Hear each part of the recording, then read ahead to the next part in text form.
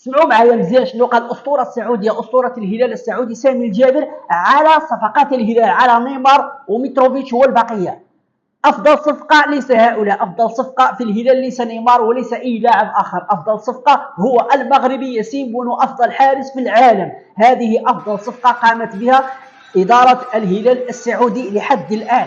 في آخر المواسم أفضل صفقة في السعودية ليس في الهلال قال هو ياسين بونو، الحارس يقدم مواسم خرافية ويقدم مستويات عالية جدا، بل هو أفضل حارس في العالم حاليا. هذا قاله أسطورة الهلال السعودي وأسطورة المنتخب السعودي سامي الجابر، أحد أفضل اللاعبين في آسيا.